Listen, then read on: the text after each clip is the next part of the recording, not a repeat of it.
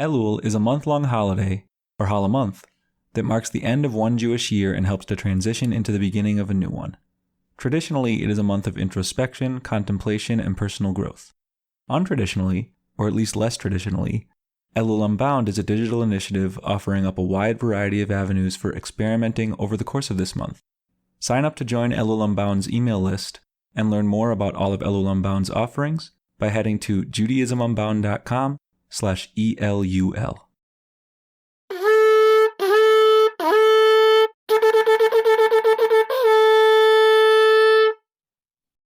This is a special bonus edition of Judaism Unbound, Elul number 16, Jews in Space.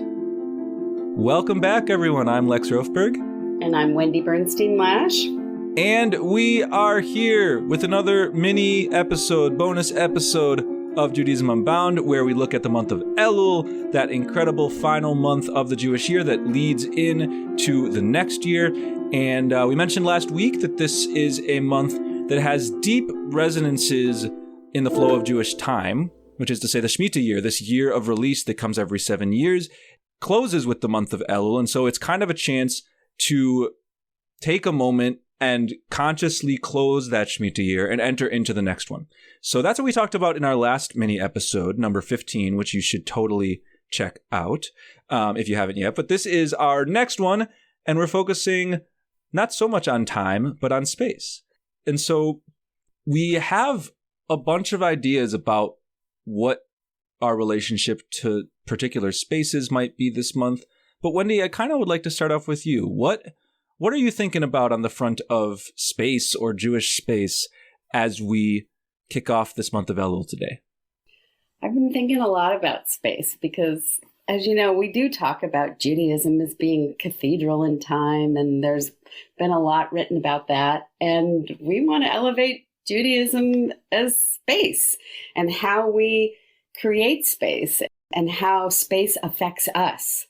I don't know about you, but when I walk into certain spaces, they do something to me. So if I walk into my home community and I've been doing things there in my congregation, I already feel like it's doing something to me. When I am a meditator, sometimes when I go and I sit on my meditation cushion, I'm already doing something in a space that I've been doing something before, and I'm already got that preparation juices flowing.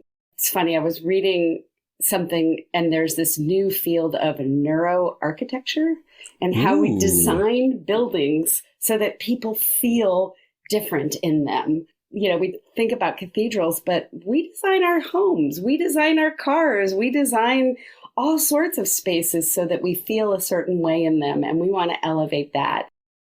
Yeah, I really, really agree. I mean, I want to sit with the particular point about how certain spaces we feel different in them, and something particular is unlocked. That's kind of what I'm hearing from you. And I think I would go so far as to say every space we inhabit, no matter where it is, and that could be as casual a space as a bathroom, or it could be a grander space like a pretty building with stained glass windows, or a gymnasium, or a street corner with trees around, or a forest. Like any of those unlocks something different in us. And I don't think this is a hot take, but like if I were to hold the same Torah study or the same conversation in each of those different spaces, I think different things would come out of participants' mouths. Like if we were all sitting in a forest, we would notice things about the trees and the smells and the birds and whatever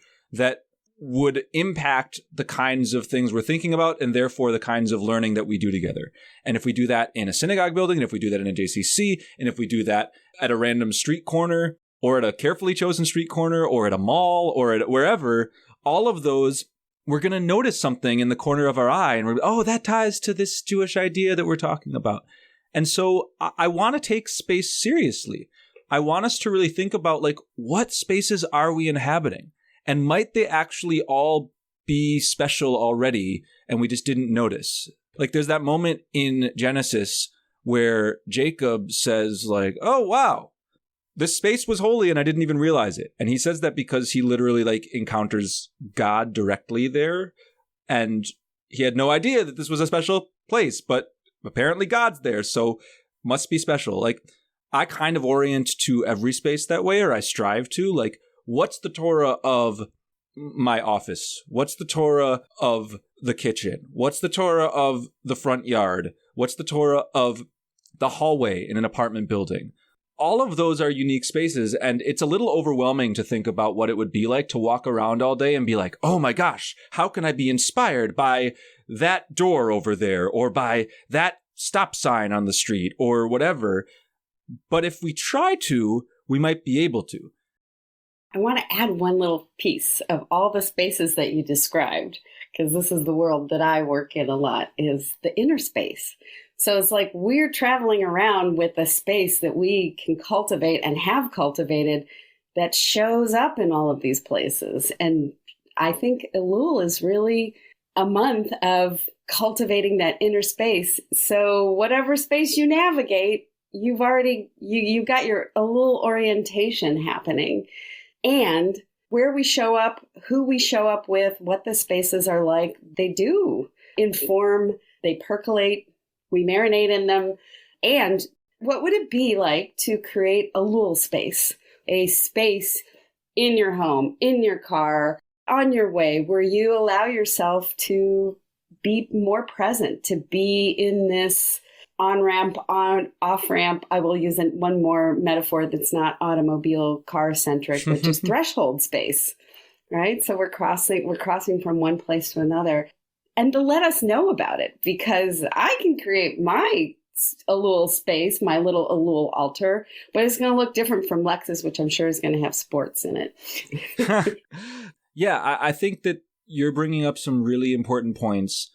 And that inner space in particular, like, in a literal sense, we forget this, like, we take up space. And I don't mean that in the sense of like, oh, this person is taking up too much space in the conversation. I mean, like, literally each of our bodies is a point on, I don't know, like the globe or the map. Like, we take up a little kind of space. And as we move around, we are having an impact on the spaces that we are into. It's not only that I take in different things when I'm in a forest and when I'm at a street corner and in a bathroom and etc. It's that I have an impact on spaces too. Like, people have done all sorts of research about how, like, when we hang out with different circles of people in our lives, if I'm spending time with one group of friends, who I am with them is often different than who I am with others. And I'm not saying that with cynicism. I'm not saying like, oh my gosh, we disguise who we are and we hide things. I'm just saying, like, when we're around certain people and when we ourselves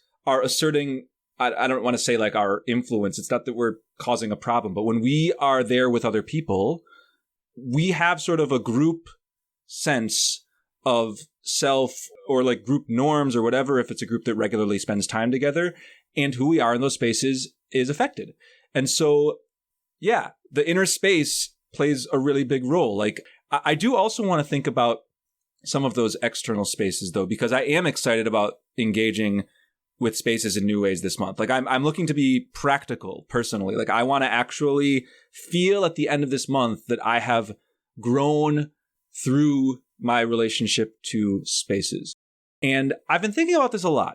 One thing that I could do, or that anybody out there could do, is carve out a specific space in your home, a corner of a room, or an entire room if you have enough space for that, or something, like one spot that you are considering your Elul spot, where you're going to spend time, whether that's every day or once a week, whatever frequency, and you're going to do something. You spend some amount of time in the same space and see what washes over you and how you change. That was my initial idea. And then I've been sitting with, what if this month for me is a chance to try out a bunch of different spaces and see what happens to me in each of those spaces. So I'd actually be doing the same activity. I might be reading the same story or text or whatever, some repeated activity, but I might do it the first day in my kitchen, and then the next day in my front yard, and then the next day a block from my house, and then the next day a different area of Providence where I live, and the next day, like, just sort of keep on rolling. and see what happens to me when I do that in a wide variety of different spaces. And so I'm more and more leaning towards that second option.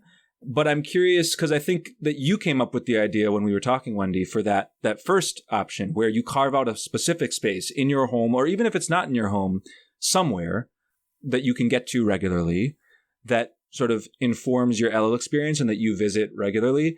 And so I'm curious what you were envisioning for that, or some ideas you could envision for that. Yeah. I was thinking for myself that I spend a lot of time in my office, and I actually want to do it someplace else. So like a corner of the living room just to get me out of my office, or maybe an outside table.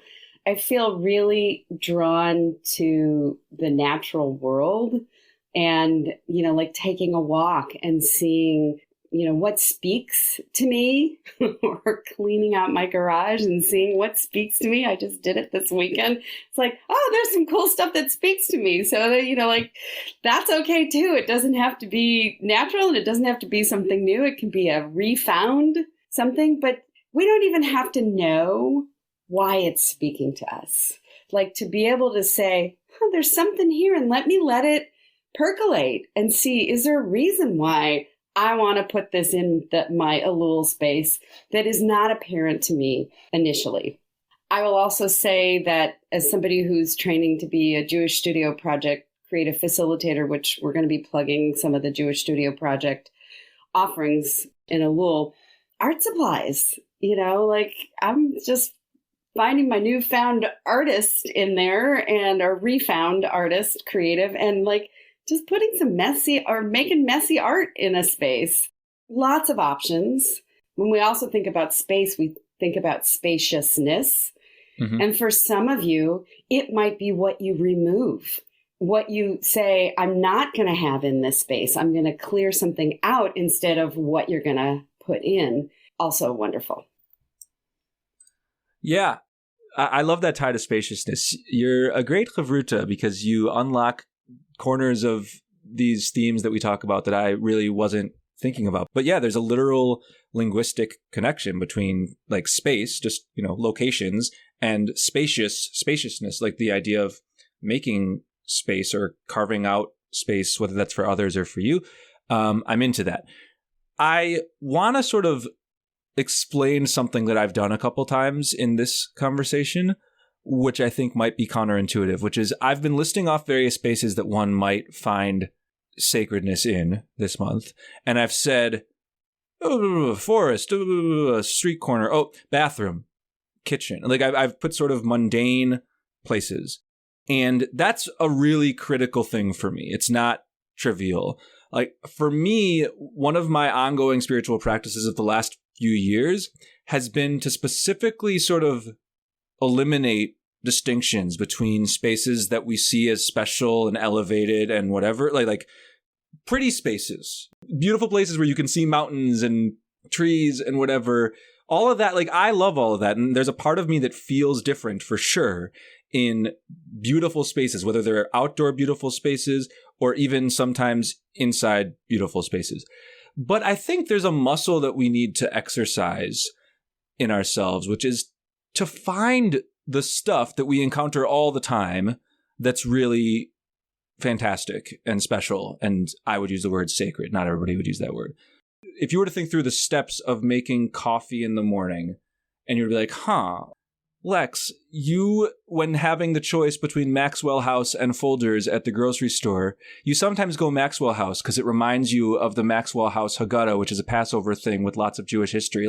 You're not thinking about it that much, but you like that it ties to Jewish history in this small way. So you go with Maxwell House. That's kind of cool. And then okay, you measure out however much coffee goes in there. Maybe I don't know, maybe not every step unlocks the deepest Torah, but Lex, you actually measure the same amount exactly with your teaspoon thing every day.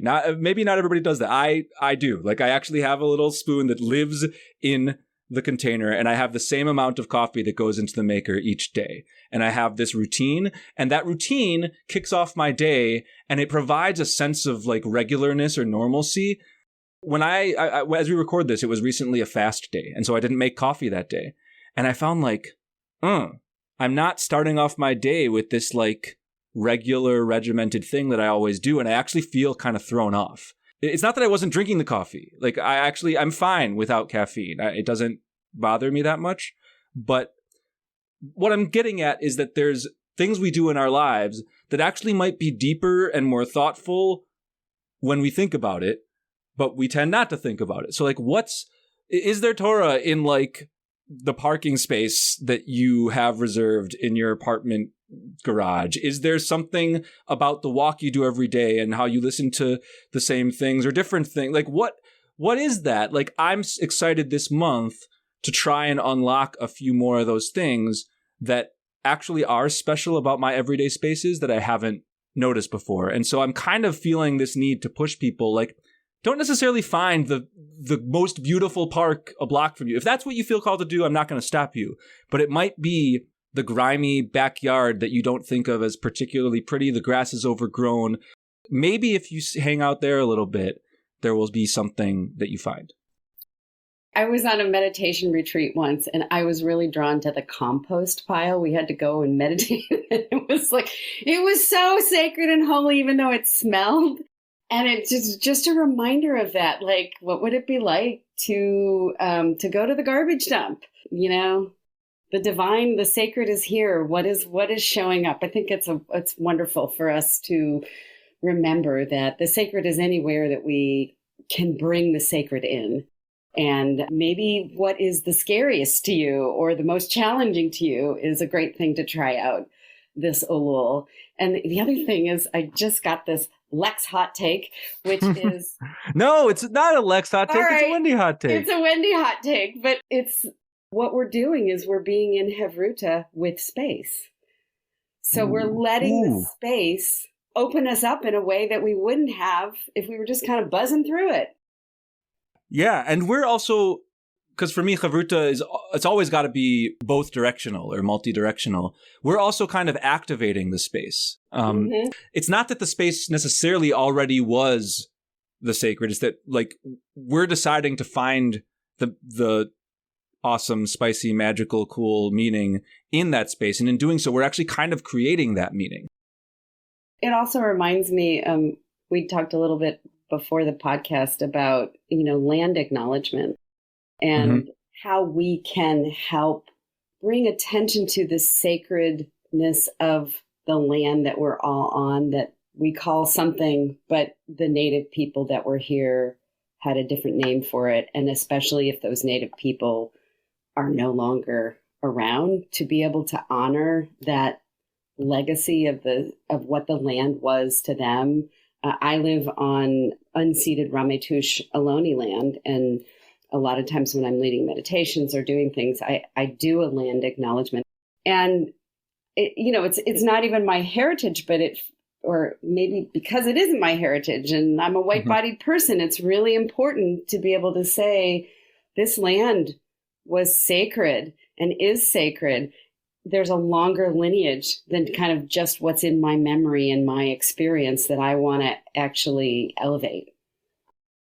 Yeah, that's a really fantastic point. And I think that whatever our spaces are that we carve out, like, I think that acknowledging those who inhabited it long before us is super important. And that's, maybe there's a closing note to get to here, which is that whatever space we choose, I think that it can be about more than just us, right? Like, it can be about more than each of us individually.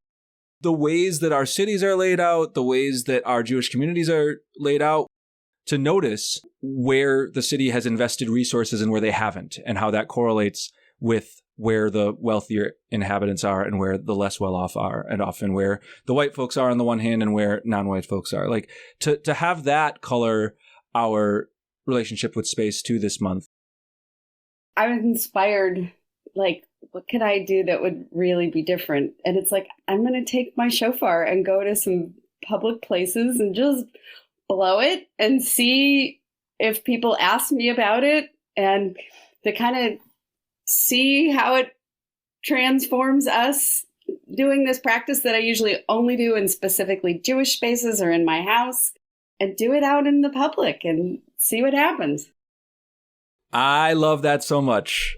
People are going to be listening and they'll be like, it sounds like you're Chabad, Wendy. It sounds like you're, one of those folks that goes around and like gets people to hear shofar. They actually don't have people play, because the mitzvah, the commandment is to hear shofar. So you're actually like, through you going around and playing the shofar, you are helping a bunch of people do a commandment, which is kind of cool. There's not many mitzvahs that I can myself cause other people to do. That's one of them. So that's cool.